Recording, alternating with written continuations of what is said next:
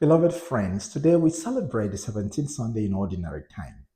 The readings center on the supreme value of the kingdom of heaven, which calls for wisdom in choosing God's ways and a total commitment to give up everything to attain it. Now, during the Second World War, the Austrian psychiatrist Viktor Frankl was imprisoned in Nazi concentration camps. He lost his freedom, his possession, his family, and almost every external reason for hope. Yet, in the midst of suffering, he discovered that a person can endure great hardship when he finds meaning greater than himself. Thus, Frankl realized that although he could not control his circumstances, he could still choose how he would respond to them, and out of his suffering came a deeper wisdom about the meaning of life. Frankl's experience echoes the story we read about Solomon today in First Book of Kings, chapter 3. Solomon found himself at a decisive moment in life. He was young, inexperienced, and carrying the responsibility of leading God's people. In a dream, God appeared to him and asked, "Ask what I should give you." Solomon could have asked for power, wealth, or victory over his enemies. Instead, he asked for an understanding heart, the wisdom to see life through God's eyes.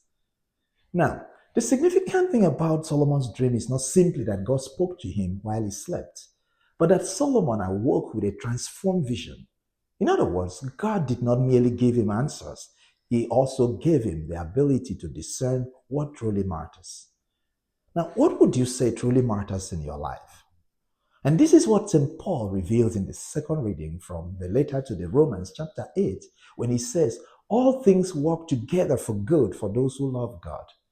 Now, Paul is not saying that everything that happens is good. Rather, he is proclaiming that God is greater than our circumstances. God can take even the broken pieces of our lives and weave them into his serving purpose.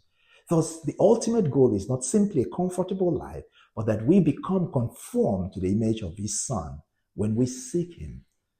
Now, Jesus uses the image of the hidden treasure and the pearl of great price in the gospel today to explain this same truth, as we read in Matthew's Gospel, chapter 13. The person who discovers the treasure sells everything because he has finally discovered something more valuable.